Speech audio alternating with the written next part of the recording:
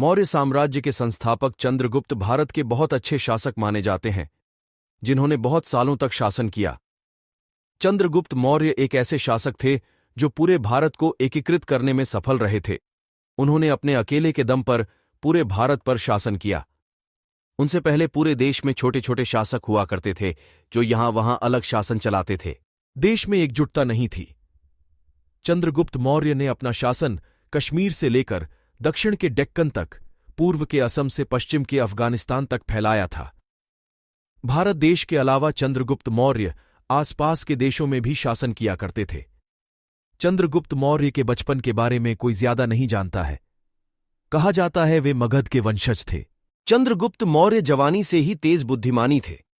उनमें सफल सच्चे शासक की पूरी गुणवत्ता थी, जो चाणक्य ने पहचानी और उन्हें राजनीति व सामाजिक शिक्षा दी। चंद्रगुप्त मौर्य के परिवार की कहीं भी बहुत सही जानकारी नहीं मिलती है।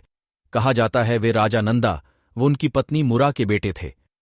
कुछ लोग कहते हैं वे मौर्य शासक के परिवार के थे, जो क्षत्रिय थे। कहते हैं चंद्रगुप्त मौर्य के दादा की 2 पत्नियां थीं। एक से उन्हें 9 बेटे थे, जिन्हें नवनादास कहते थे। दूसरी पत्नी से उन्हें चंद्रगुप्त मौर्य के पिता बस थे, जिन्हें नंदा कहते थे। नवनादास अपने सौतले भाई से जलते थे, जिसके चलते वे नंदा को मारने की कोशिश करते थे। नंदा के चंद्रगुप्त मौर्य मिलाकर 100 पुत्र थे, जिन्हें नवनादास मार डालते हैं।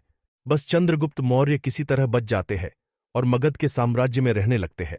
यहीं पर उनकी मुलाकात चाणक्य से हुई। इसके बाद से उनका जीवन बदल गया।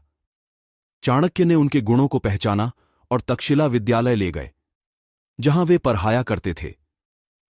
चाणक्य ने चंद्रगुप्त मौर्य को अपने अनुसार सारी शिक्षा दी, उन्हें ज्ञानी, बुद्धिमानी, समझदार महापुरुष बनाया, उन्हें एक शासक के सारे गुण सिखाए।